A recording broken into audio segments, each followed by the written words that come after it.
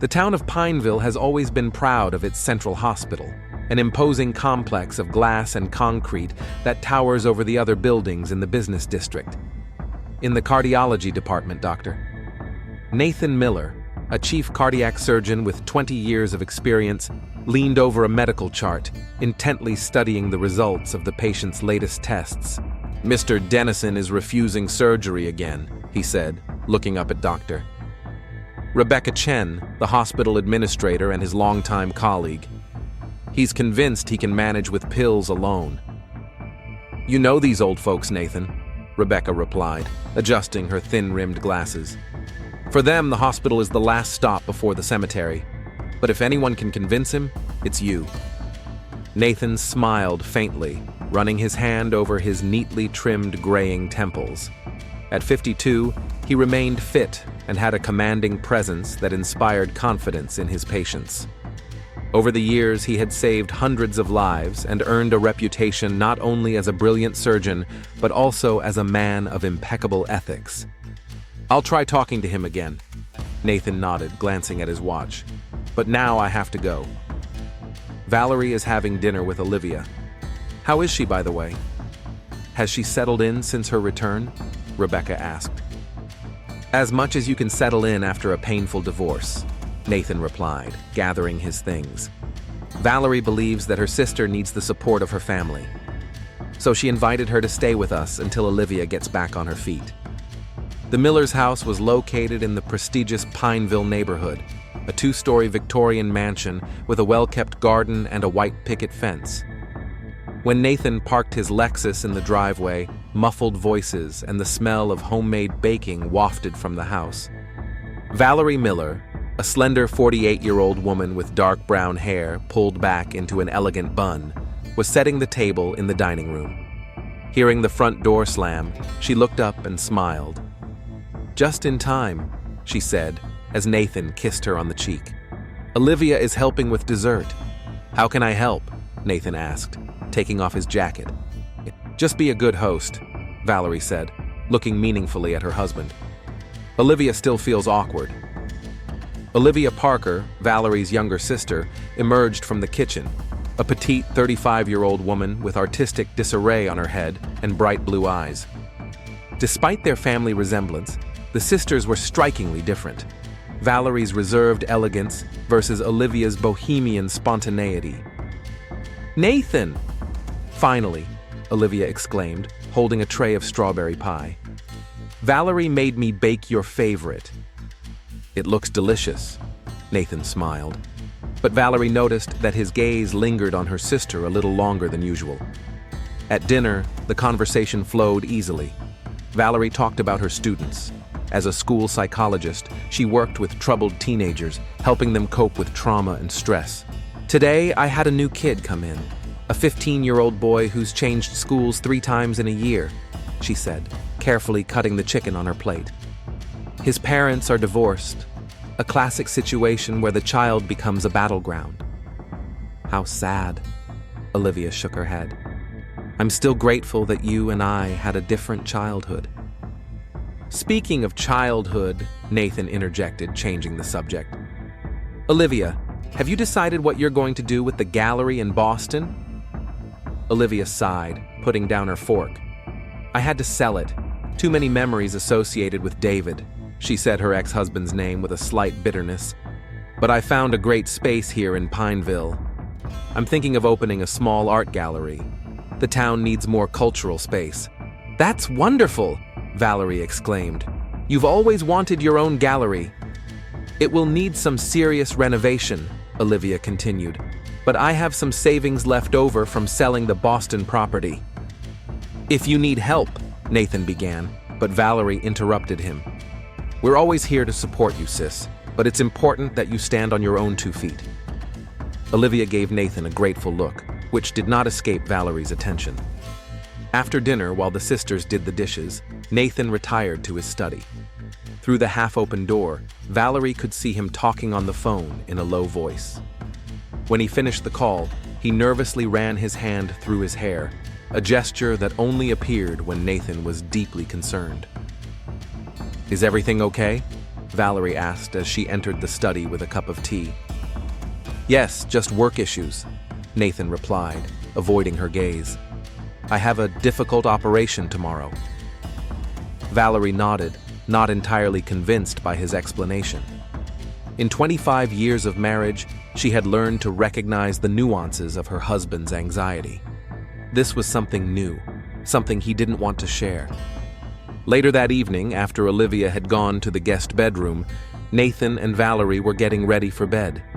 Their bedroom, decorated in neutral tones, was a refuge from the hustle and bustle of the city, a place where they always found privacy and peace. Nathan, Valerie began, choosing her words carefully. Don't you think Olivia is acting strange around you? Nathan froze for a moment, standing by the dresser. What do you mean? He asked without turning around. I don't know, Valerie shrugged. I just have this feeling that she's constantly seeking your attention. She's going through a difficult time, Nathan replied, finally turning to his wife. Divorce, moving, Olivia needs support. Of course, Valerie agreed, putting down the book she was holding. I'm just worried about her. And about us. Us? Nathan sat down on the edge of the bed. Why are you worried about us? Valerie looked at her husband for a long time, trying to read his expression. You've been kind of distant lately. I understand that work takes a lot of energy, but we've been talking less. Nathan took her hand, but his fingers were cool and tense. You think too much, psychologist, he tried to joke. Everything's fine. I've just had a lot on my plate lately. Valerie wanted to say something else, but she remained silent. She knew that expression on his face. Nathan had already closed himself off, withdrawn into himself. This had been happening more and more often over the past year. When the light in the bedroom went out, Valerie lay awake for a long time, listening to her husband's steady breathing beside her. For 25 years, they had shared this bed, this life. She had always considered their marriage to be exemplary, built on mutual respect, trust, and shared values. Now, something was subtly changing, as if fine cracks were beginning to appear in the flawless facade of their family life. Barely audible footsteps came from the next room. Olivia must not be able to sleep either. Her return to Pineville was supposed to be a new beginning for her younger sister. Valerie could not have imagined that it would be the beginning of the end for her. 2 weeks had passed since Olivia's return to Pineville. During that time, she had become an integral part of the Millers' lives. Every morning, Olivia made breakfast, insisting that it was the least she could do to thank her sister and brother-in-law for their hospitality. Valerie, accustomed to routine and control over household matters, resisted at first, but gradually gave in to her younger sister's insistence.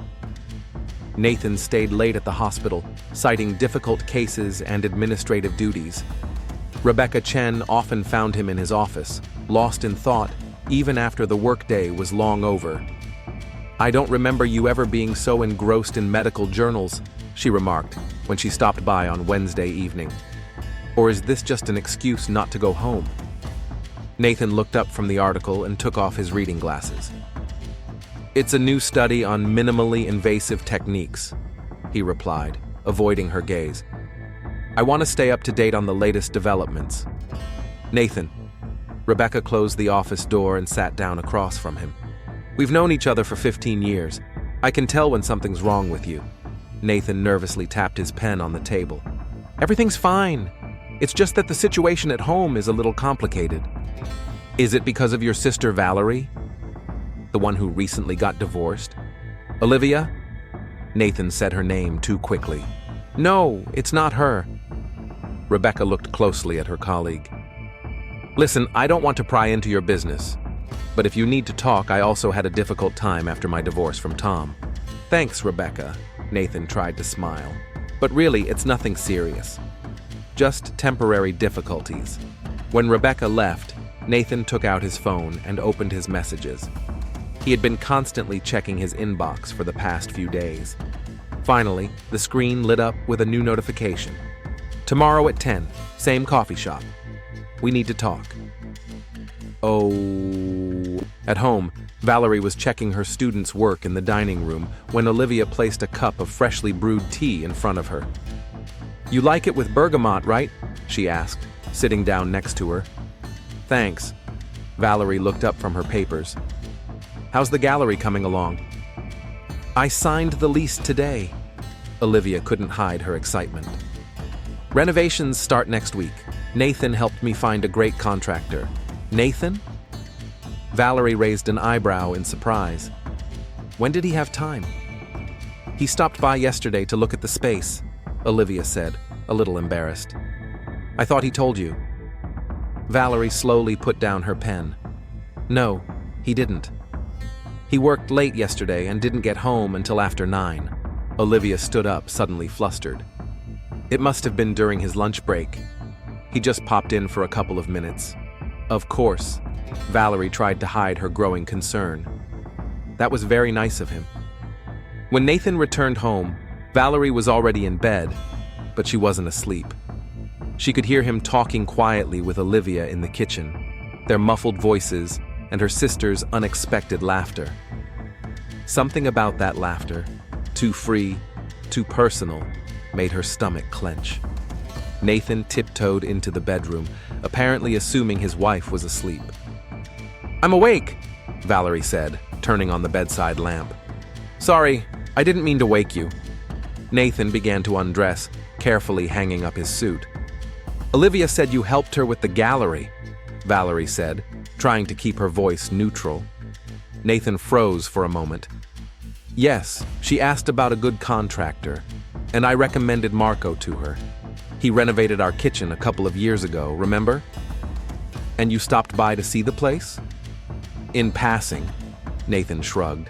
"I was nearby, meeting with an equipment supplier." "It's strange that you didn't mention it." Nathan finally looked at his wife. "I didn't think it was important," he said defensively. "Do I have to report every move I make?" "Of course not," Valerie said, turning off the lamp and plunging the room into darkness. "It's just that you used to tell me about your day." In the silence, the tension between them became almost palpable. The next morning, Nathan left early, saying he had a consultation.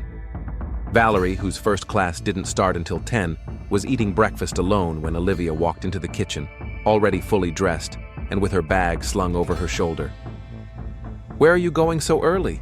Valerie asked, sipping her coffee. "A meeting with the designer," Olivia said, avoiding her gaze. "I want to discuss the concept for the gallery."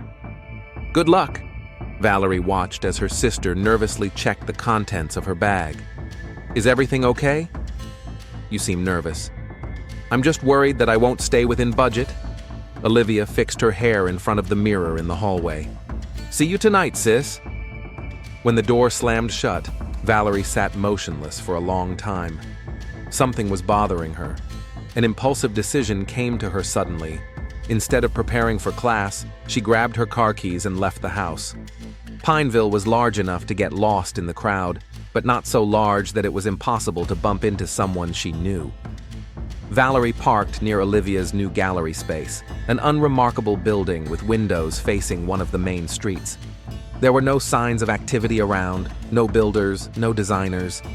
She was about to leave, feeling foolish for her suspicions, when she noticed Olivia coming out of a cafe across the street. Nathan was walking beside her.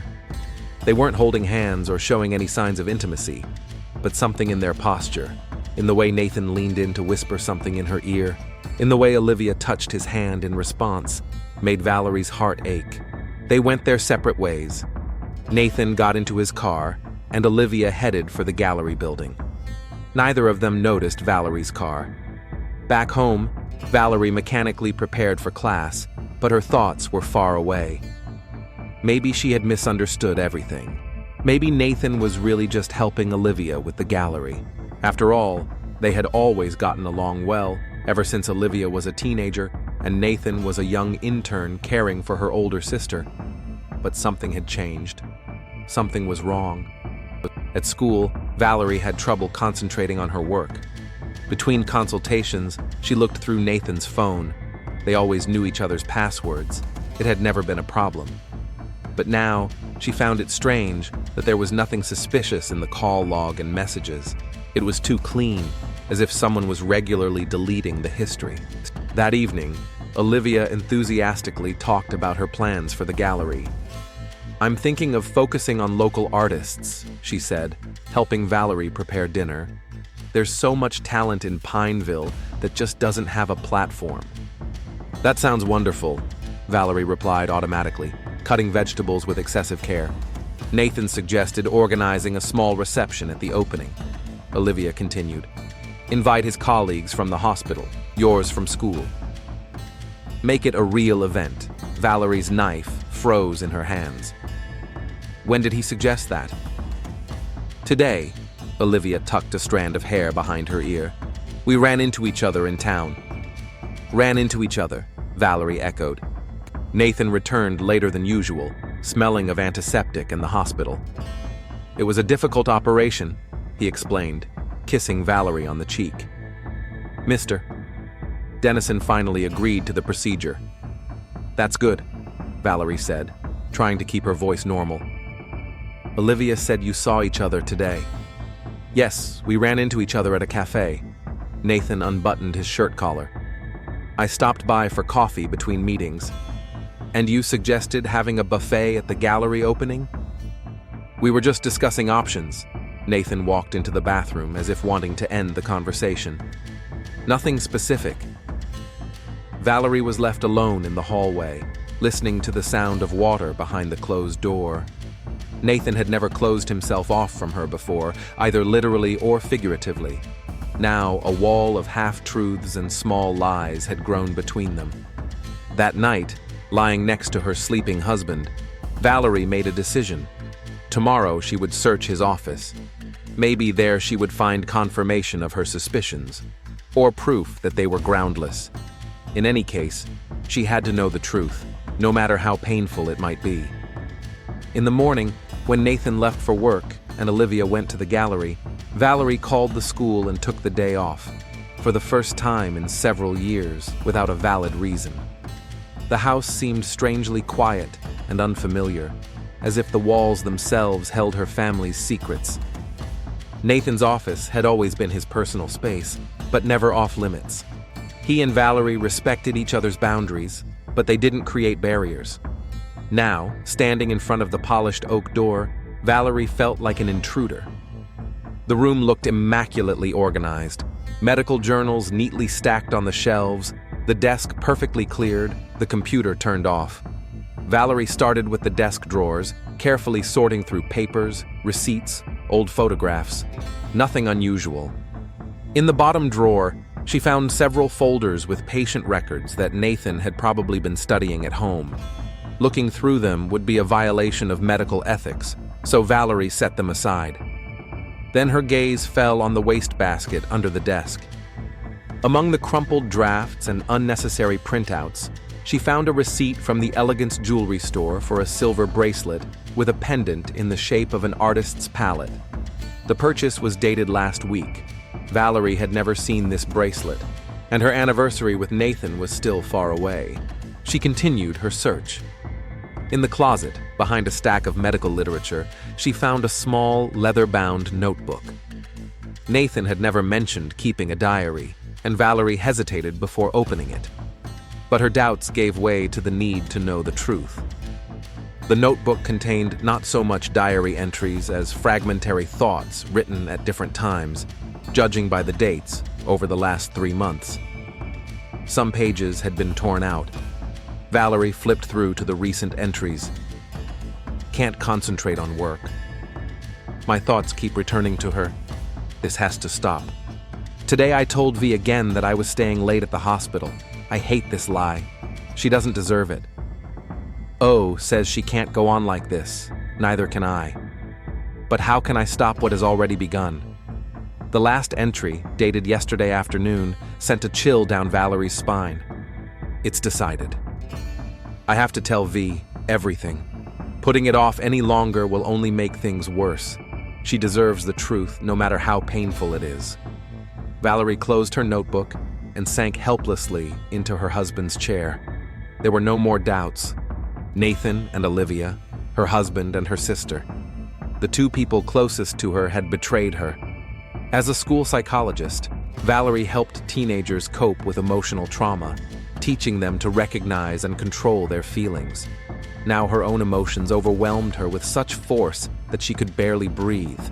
Anger, pain, distrust, humiliation, all mixed together in a toxic cocktail that poisoned every cell in her body. The ringing of the phone snapped her out of her stupor. The screen lit up with the name Rebecca Chen. "Valerie?" "It's Rebecca." The hospital administrator's voice sounded concerned. "Can you come in? There's a situation with Nathan." "What happened?" Valerie felt nausea rising in her throat. "He lost consciousness during rounds. He's coming to now, but the doctors say it may be related to stress. His heart rate is unstable." "I'm on my way," Valerie replied mechanically, ending the call. Placing the notebook exactly where she had found it, Valerie left the office. Her mind was working with cold clarity, contrasting with the emotional storm inside her. Nathan was in the hospital. Her husband, who was probably cheating on her with her own sister, was now lying in a hospital bed, perhaps due to the stress caused by that very affair and the lies. Pineville City Hospital greeted Valerie with its usual bustle and the smell of antiseptic. Rebecca was waiting for her in the lobby, nervously fiddling with the badge on her jacket lapel. "He's in stable condition," she said, leading Valerie down the hallway. "But the doctors insist on a full examination. The preliminary diagnosis is nervous exhaustion and arrhythmia." "Did he mention any problems?" Valerie asked, trying to keep her voice neutral. Rebecca slowed her pace. "Nathan has always been secretive when it comes to personal problems. But lately, he's clearly been under pressure. Not just work, something else." "Thanks for calling, Rebecca." Valerie smiled weakly. "I'll manage on my own from here." Nathan was in a private room, a privilege of his status as chief cardiac surgeon. Sensors attached to his chest transmitted readings to monitors that filled the room with a rhythmic beeping.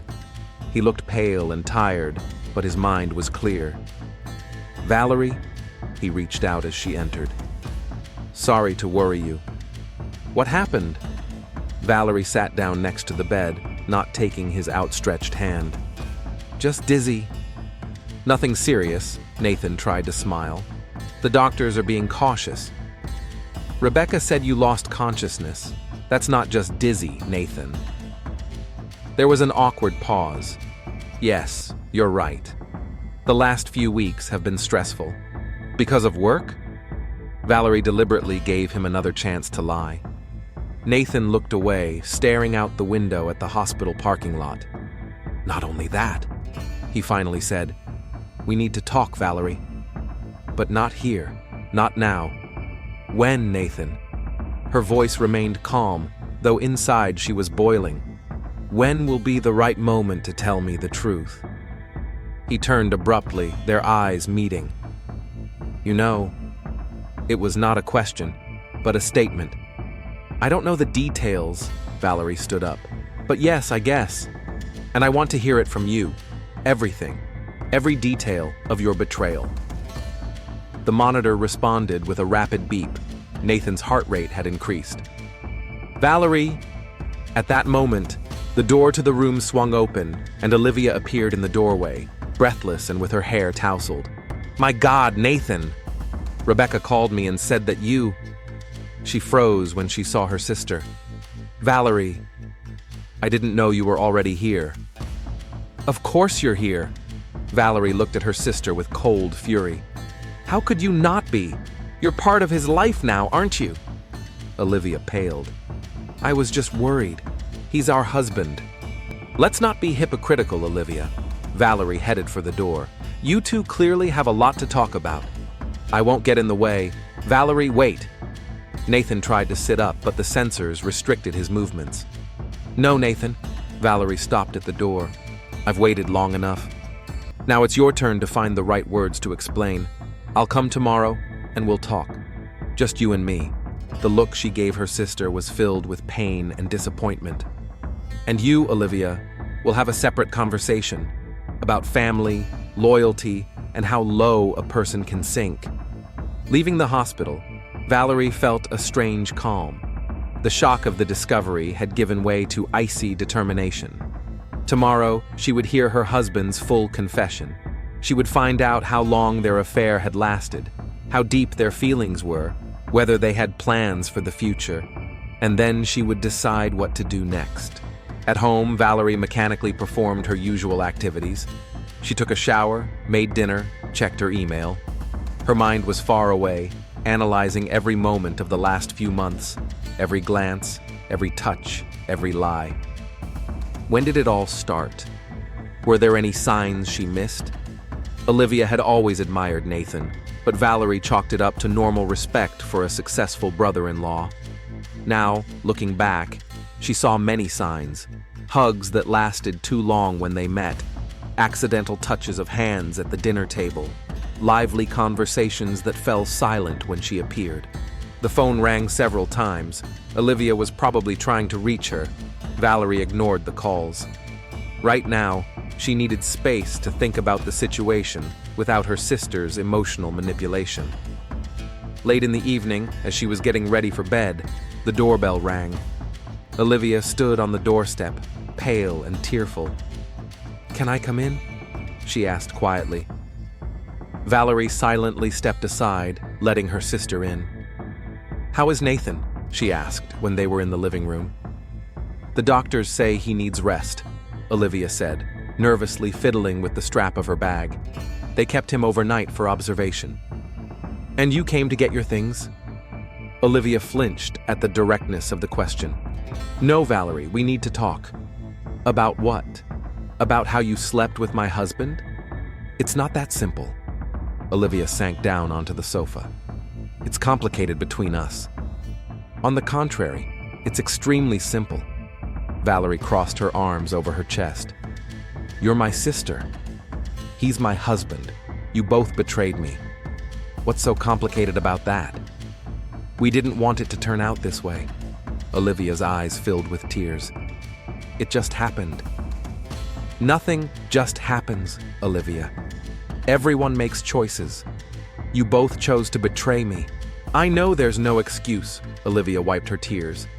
"But I want you to know that Nathan loves you. He always has, and he showed that love by seeing you behind my back." Valerie smiled bitterly. "He was tormented by guilt." "It was undermining his health, Valerie. What happened today at the hospital was the result of that stress. Don't you dare shift the blame.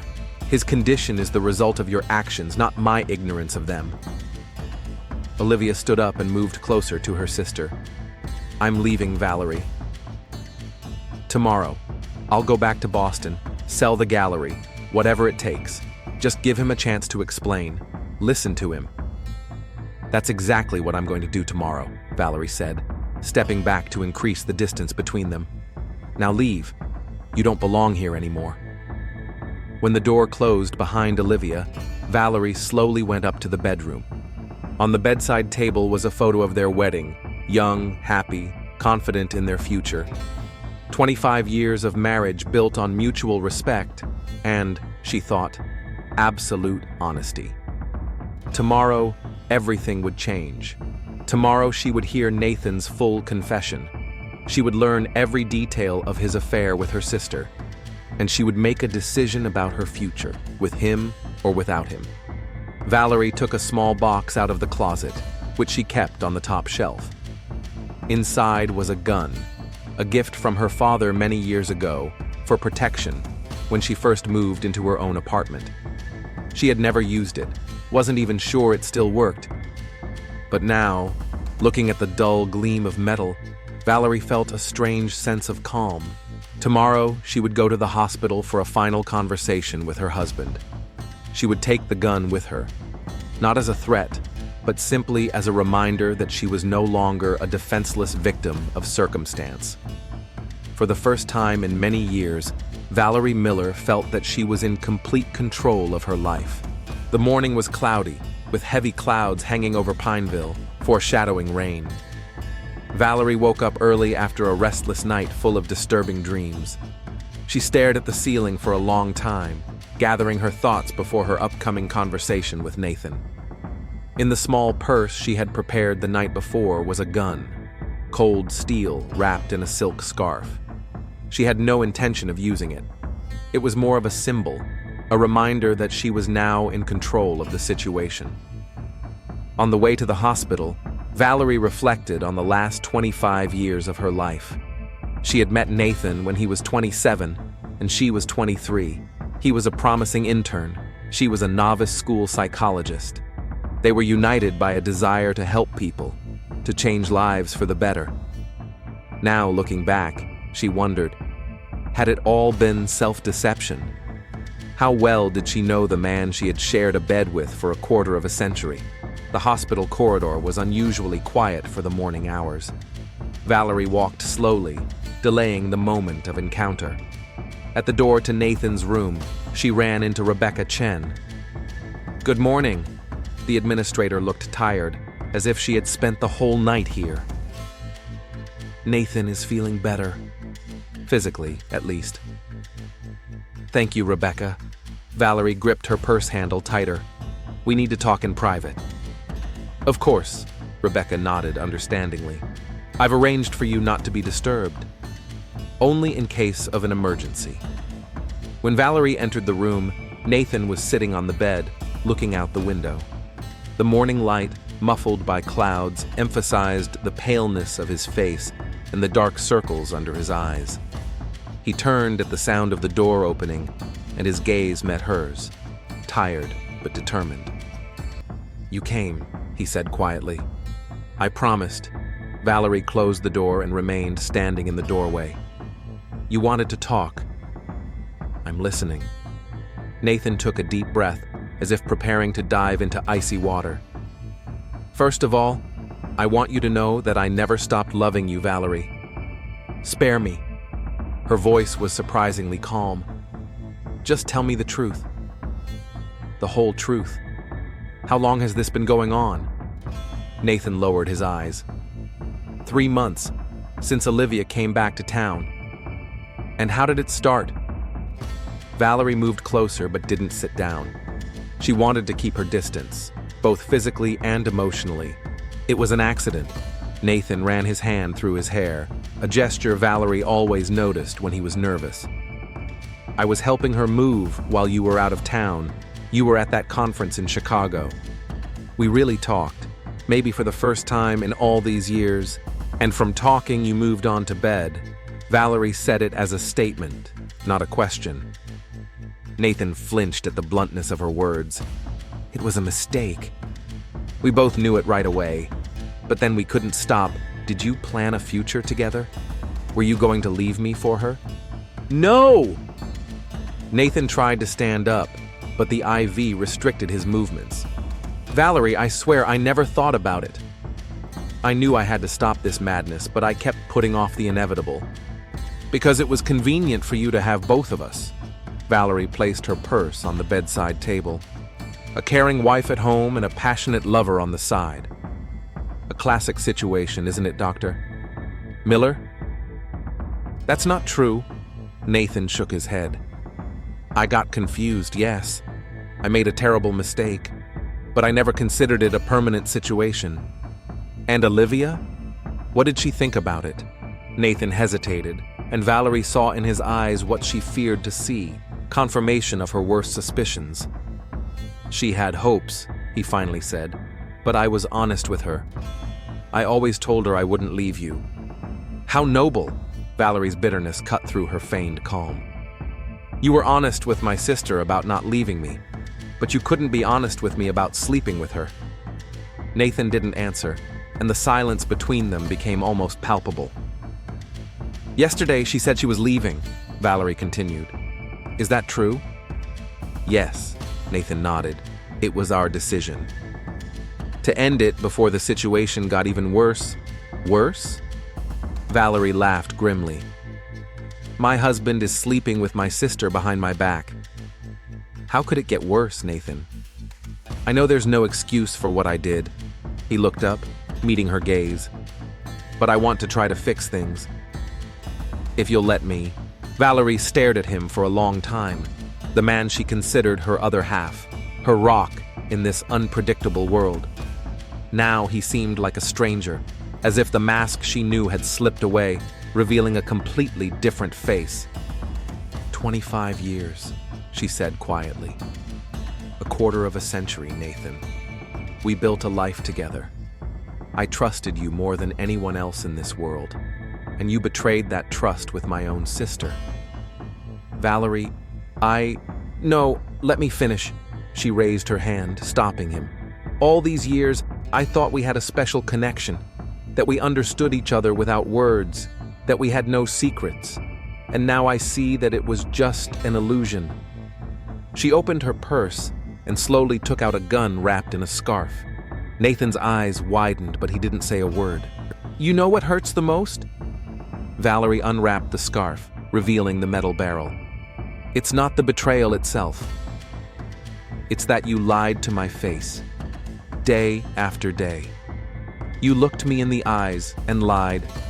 Valerie, what are you doing? Nathan's voice trembled. Just showing you how destructive betrayal can be. She placed the gun on the nightstand between them. See this? It's a symbol that I'm no longer defenseless against your lies. I never wanted to hurt you. Nathan kept his eyes on the gun. I got confused. I made a terrible mistake. But I love you, Valerie. I always have. Love without respect and honesty is not love, Nathan. It's selfishness. She took a step back, as if drawing a line. I don't know if I'll ever be able to forgive you, or myself, for being so blind. But I know one thing. Our life will never be the same again. Nathan reached for her hand, but she pulled away.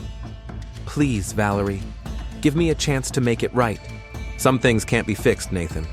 You can only start over, or end it for good. At that moment, the door to the room opened slightly and a nurse peeked in.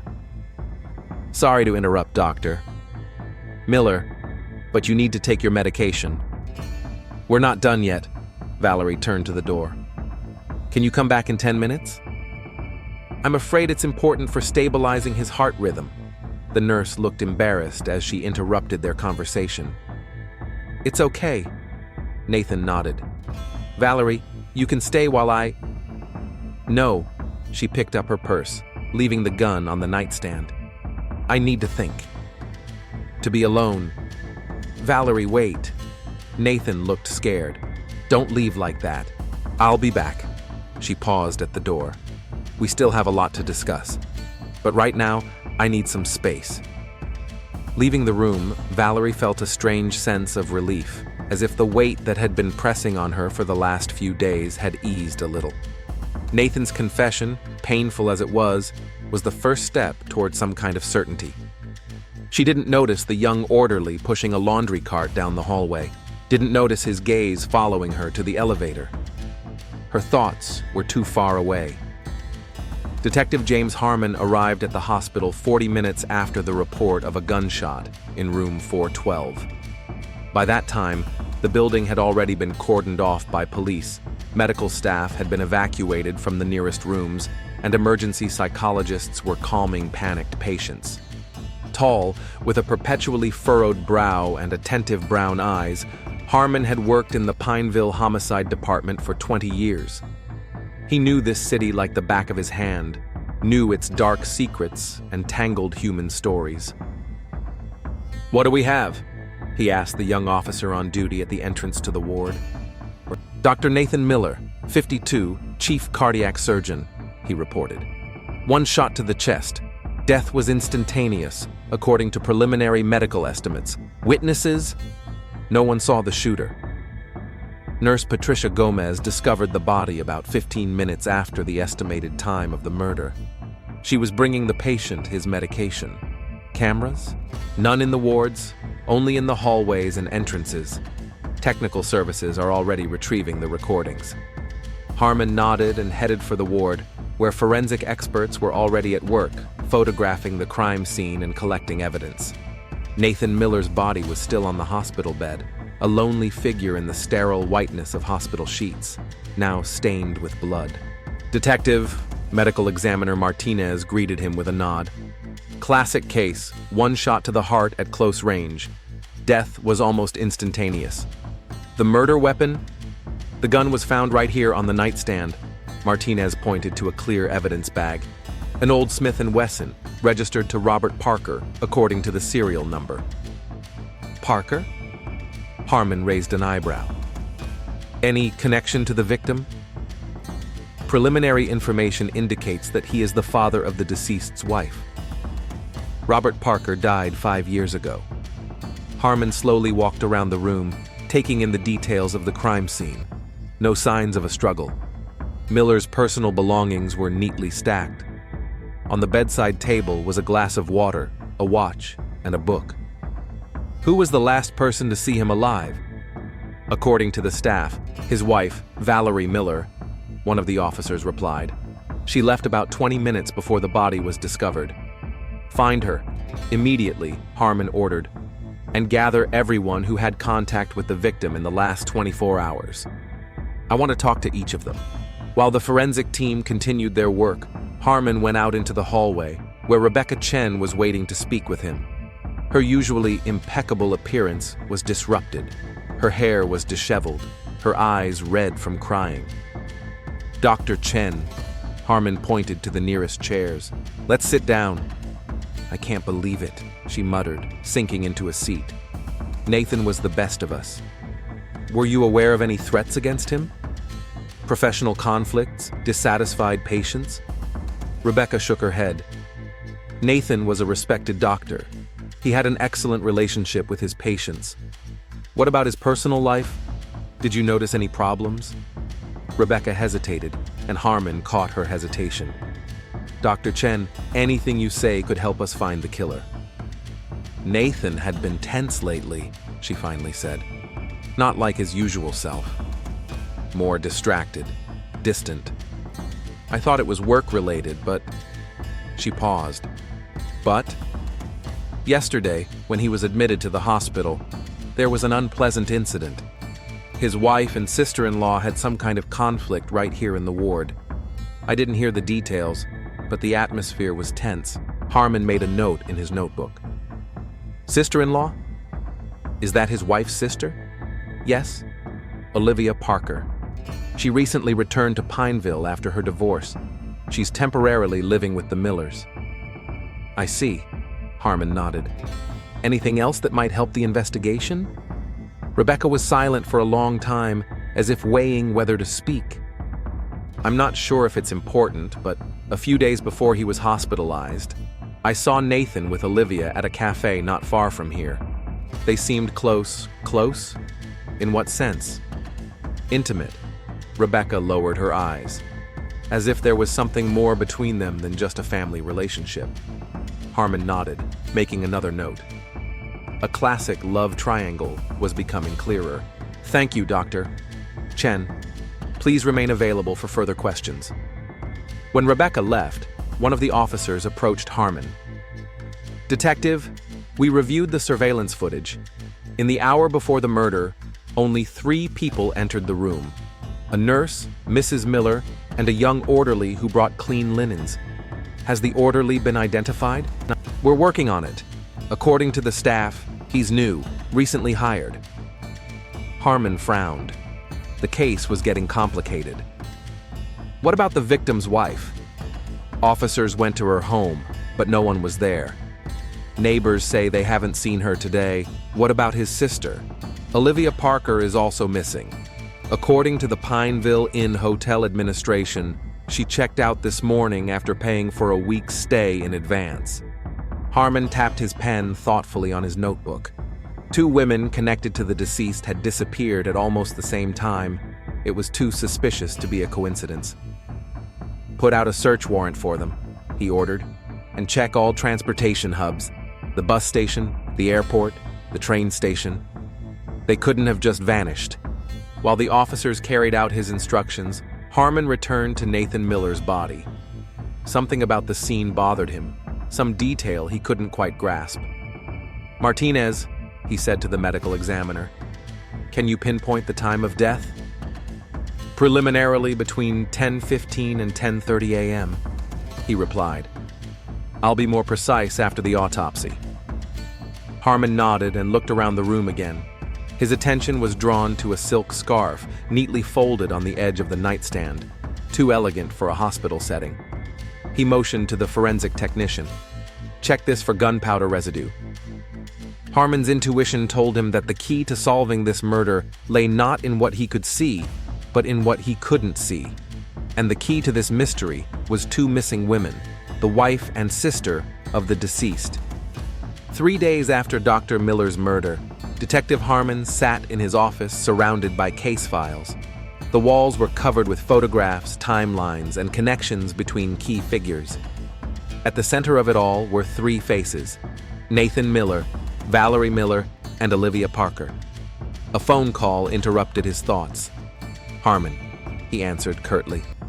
"Detective, this is Officer Riley from Brookhaven. We found Olivia Parker Harmon sat up straight in his chair. Brookhaven, a small town 2 hours from Pineville, was a good place to disappear for a short time. Is she in custody?" "Yes, sir. Detained at a local motel. No resistance. Seems she was even expecting us. I'm on my way." Harmon slammed the case file shut. "Keep her there until I arrive." On the way to Brookhaven, Harmon went over the details of the case in his mind. Over the past few days, a clearer picture of the events leading up to the murder had emerged.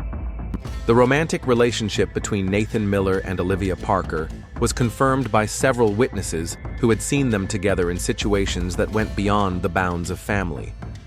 Surveillance camera footage from the cafe where they met showed clear intimacy in their interactions. The murder weapon was indeed a gun belonging to the late Robert Parker, Valerie, and Olivia's father. Ballistic analysis confirmed this beyond a doubt. Partial fingerprints matching Valerie's were found on the handle, although a complete match has not yet been established. The mysterious orderly was also identified as a young medical student working part-time at the hospital. His testimony contained nothing suspicious. He had indeed brought clean linens to Miller's room about half an hour before the murder and had not noticed anything unusual except for the gun on the nightstand, which he had mistaken for a medical instrument. The Brookhaven police station was a small, one-story building typical of a provincial town. In the interrogation room, Olivia Parker sat at a table, pale and haggard, but surprisingly calm. "Miss Parker?" Harmon sat down opposite her. "You know why you're here."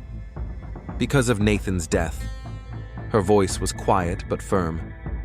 "You disappeared right after the murder. That doesn't seem like the behavior of an innocent person." Olivia smiled faintly, but the smile didn't reach her eyes. "I didn't kill him, Detective. I loved him." "Then why did you run?" "I didn't run. I was looking for my sister." Harmon watched her reaction closely. "Valerie, do you know where she is?" "I did." "Not anymore." Olivia folded her arms on the table. "She came to my hotel room on the morning of the murder. She was in terrible shape. She said she knew everything about Nathan and me." "And what happened?" "We talked." She was devastated, of course.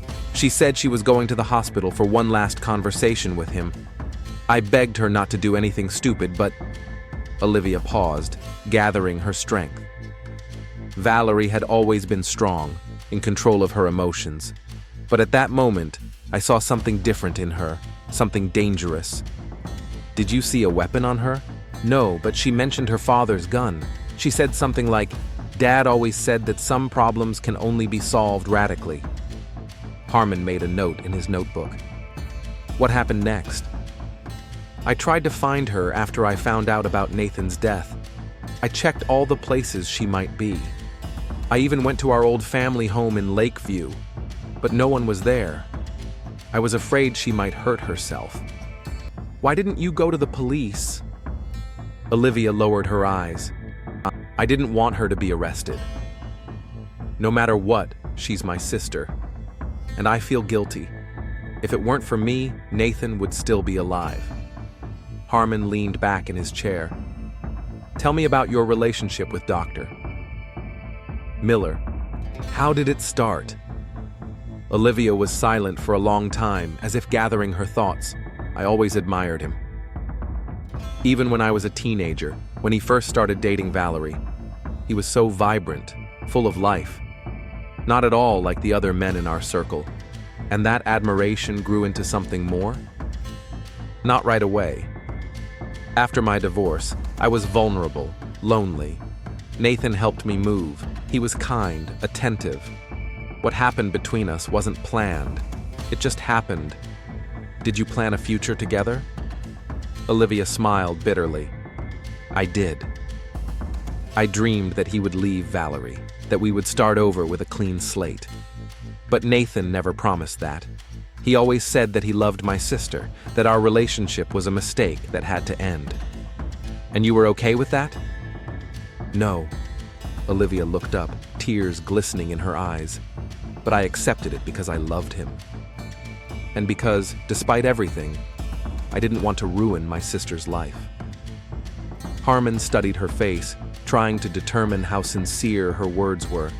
Over the years, he had learned to recognize lies, but Olivia seemed surprisingly honest in her confession. Do you have any idea where your sister might be now? Olivia shook her head. If she's not in Lakeview, I don't know. Maybe she left the country. She has a passport and money. We'll check all possible locations. Harmon closed his notebook. In the meantime, you will remain in custody as a key witness. As Harmon was leaving the room, Olivia called out to him. Detective, if you find her, please remember, she's not a monster. She's just a woman who lost everything she believed in. The clue leading to Valerie's whereabouts came from an unexpected source. The day after Olivia's interview, an officer checking the Miller family's financial activity discovered an unusual transaction. 3 months ago, Nathan Miller transferred a large sum to the Lakeview Realty account, he told Harmon. According to the documents, it's a deposit for the purchase of a small cottage on the lake. In Lakeview? Harmon remembered Olivia's words about the old family home. Check out this property. Immediately. The cottage was located on the shore of the lake, in a secluded spot surrounded by pine trees. When the police cars pulled up, there were no signs of anyone being there, no lights in the windows, no smoke coming from the chimney. Harmon gestured for the officers to cordon off the perimeter and slowly approached the front door. After knocking and receiving no answer, he checked the handle. The door was unlocked. Inside, the cottage was minimalist but tastefully furnished.